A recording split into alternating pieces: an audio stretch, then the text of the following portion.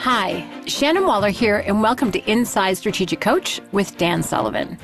Dan, we have been talking about ambition for a little bit in the company, and you have been inspired to write some incredible pieces, which the world will be seeing soon. You mentioned this in the workshop the other day, which I thought was really interesting.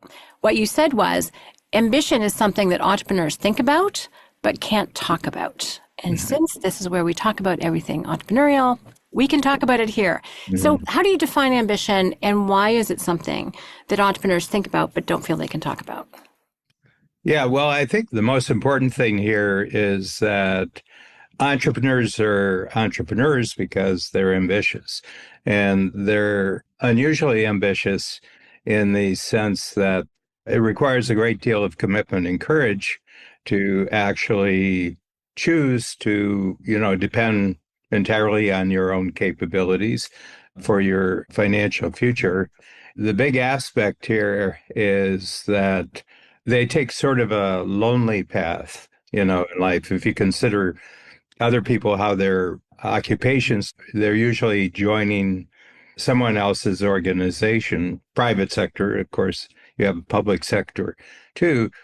But they're always in an organization. They're always part of an organization where the entrepreneur is required to create their own organization, And my sense is that most people would not have the ambition to actually do that. But the aspect of ambition as it relates to entrepreneurs is that they think very deeply about this particular topic, but they find it very difficult to talk to other people about because it immediately causes tension because there's an inequality about ambition.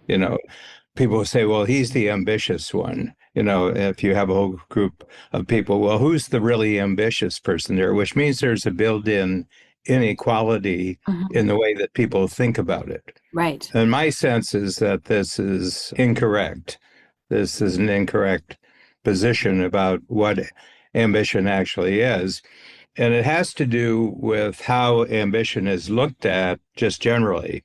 Okay. And that is that you're born with a certain amount of ambition. I don't believe this is true, but there is a belief that in some mysterious way, some people end up with a lot of ambition, other people not so much, and some people with no ambition whatsoever. It's almost like thinking of ambition as coming in a gas tank. And gas tanks can be very tiny gas tanks, so only a little ambition, or a huge gas tank that has a great deal of ambition, And it's mysterious. Nobody knows why one person seems to have a really big gas tank and the other people do. So we don't like talking about things that make us unequal. We like to talk about things that, we have in common and everybody has it. And I think this has always been true. Go back 2,000 years, and I think this was true. Not necessarily gas tanks 2,000 years ago, but, a different kind of container. And not only that, but it's only filled up once. It's filled up at birth, but as you go through the decades, you get older, you get into your 20s, 30s, 40s, 50s, you're running out of ambition, okay? And generally, that suggests that at a certain point, you're going to have to retire. You don't have enough ambition to be successful, to, do your occupation that pays you. This is true for everybody, this incorrect view. And my attitude, and you and I really explored this because we've just completed a book called Always More Ambitious, in which one of the chapters we talk about it is that the correct way for entrepreneurs to understand ambition is that it's a capability, and that capability can continually be grown. But not only is it a capability, but it's the single master capability that enables you to achieve all sorts of new capabilities. Yeah. And that every time you do that, every time you think of a new thing that you would like to master, a new capability that you didn't have before.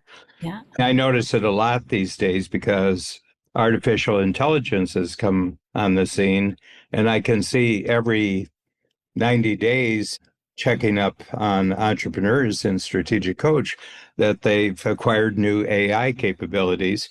And in doing so, they've become more ambitious in what they can do, in their company individually and in their teams and also in their company. Mm-hmm. So every time you acquire a new capability, it actually increases your ambition. So that's how I look at it.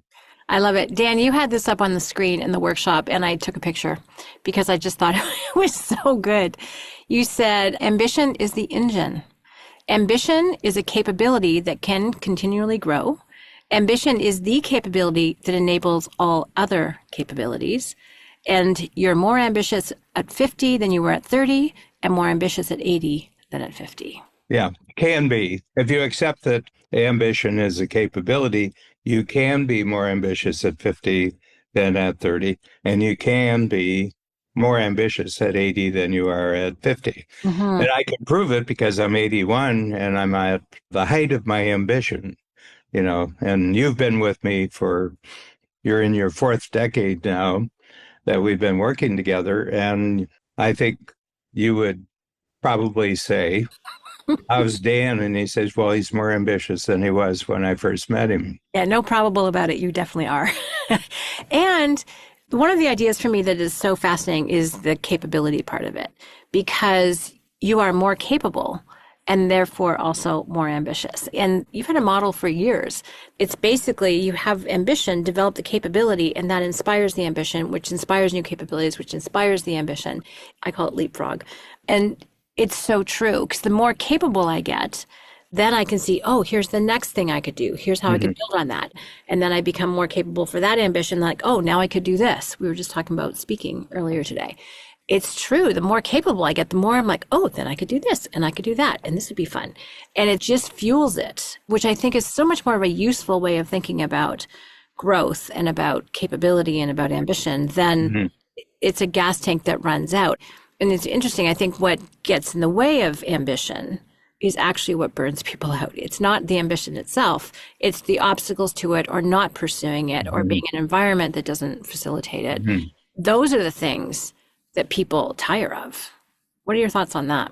Yeah, I'm going to bring in the great mathematician, scientist, Isaac Newton here, who created the laws of basically this is physics. We're in the area of physics. And he's got 3 laws that an object at rest tends to stay at rest unless affected by an outside force. Okay. Second one is that a object in motion tends to stay in motion unless affected by an outside force or power.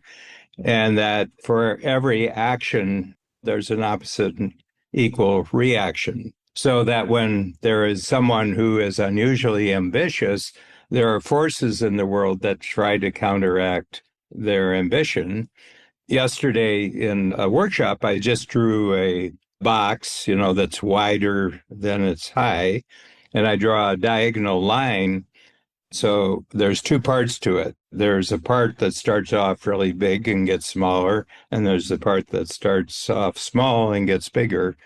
And I said, I'm going to put the word ambition at the top here. I think you're born with the capability of ambition as a child, which is usually expressed by children just watching the adults around them, and they notice that adults can move around, they can walk, so the child learns how to walk. Adults speak, and the child learns it. But it's an amazing amount of ambition that the child has to learn these skills, to mimic what they see going on around them. So it kind of tells me that children are born with the, I think, hardwired ability to be ambitious to actually grow up. Yeah. Okay. But at a certain point, they start being conscious of their relationship to other people, and they start comparing. And once you start comparing yourself to other people, it's actually an opposition to your ambition. It actually opposes your ambition. And I call this a social force. There's a social force which if you're smart, you begin to realize that if my ambition is going to grow, I have to learn how to negotiate with the social world around me. So in the diagram, I showed ambition at the top, and at the bottom, I showed another word, and it surprised everybody. I said the countervailing force in human affairs that stops people from being more ambitious is envy. Okay, and envy is if you have an envious individual, that envious individual has given up on ambition and it isn't ambitious.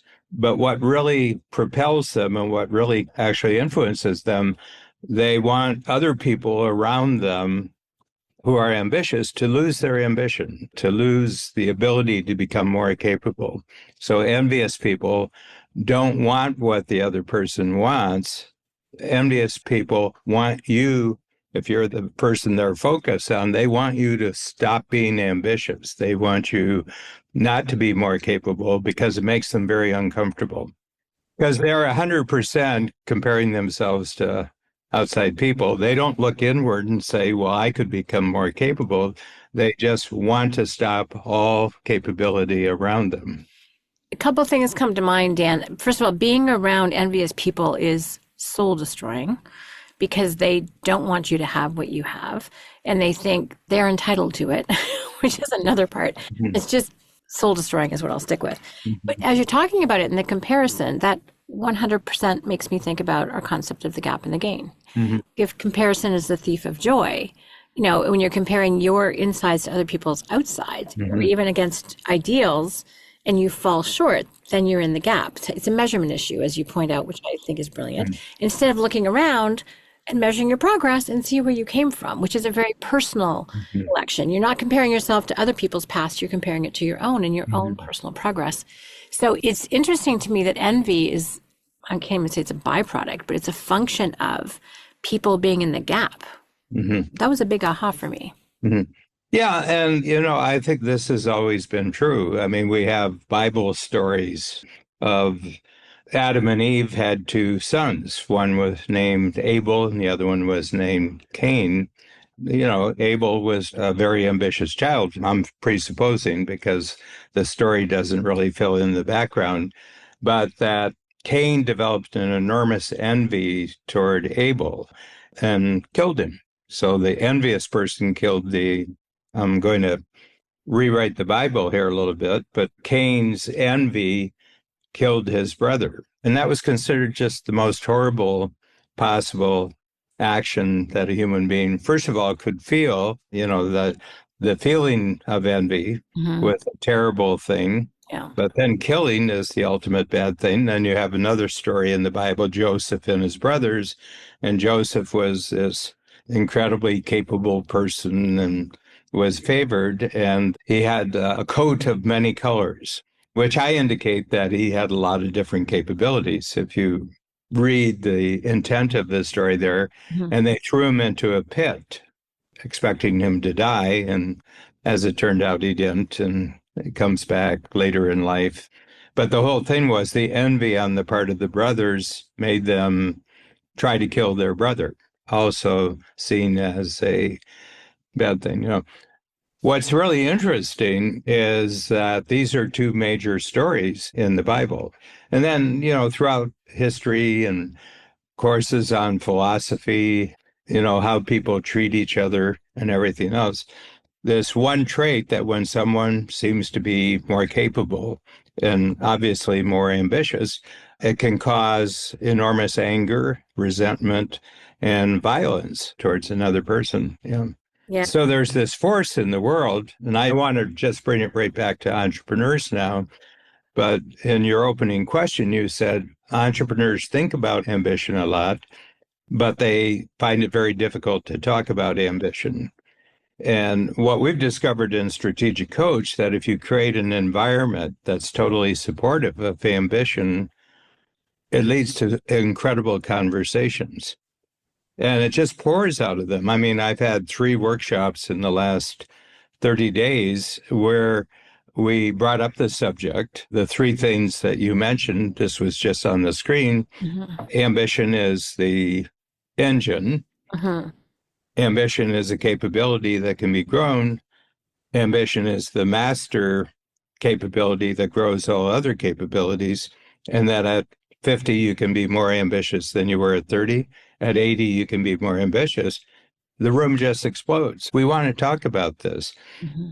And what I noticed was everybody had great insights about ambition. The conversation, I mean, we had about an hour and a half set aside where we could talk about this, but it could have gone on for the whole day. Mm-hmm. They need to talk about ambition, but in normal circumstances, that is not in Strategic Coach, they don't get to talk about it because it'll bother somebody. Mm-hmm. It'll bother someone. They'll feel like they're in the gap. And it's interesting, Dan, it's not just soul destroying, it's life destroying. Mm-hmm. They could be out to get you. Mm-hmm. That's just self-preservation when you don't talk about it. But to echo what you're saying about being in the room, it was really fun. Chad in my workshop, he was on fire. He goes, "Who's on fire?" And a bunch of us raised our hands. And I looked around, I'm like, yeah, this is a room where we can talk about, our successes and our wins and our ambitions.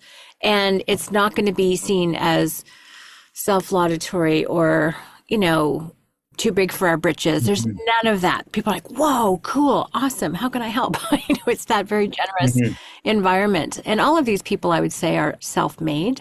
So there's no entitlement. There's none of that. But it is so rare to have a room where you don't have, to your point, that social force opposing you. So that it becomes rare air. Like when you can actually talk and share and celebrate and support. And it's not that every ambition, wins the first time. You can also share where it didn't work and people can help you figure it out. So there's so much freedom in that environment where you can just be, and again, we've said this forever, Strategic Coach is where you can be unabashedly ambitious, which is not usual. Let me put it that way. Yeah. So this sort of breakthrough idea, I mean, just the clarification about ambition comes in our 36th year of Strategic Coach. So in 1989, we started.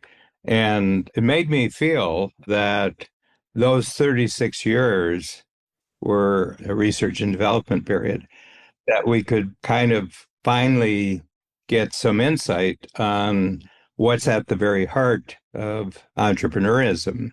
And over those 36 years, we've created an incredible number of thinking tools for entrepreneurs, arming them that any situation they get into, this is a useful way to think about that situation. This is a useful way to see what's the best progress you can make ahead and what kind of activity you can do. But we've been circling around the center for 36 years where it's about ambition. Okay. So I've set myself a goal to actually take all the thinking tools that we've created and recontextualize them.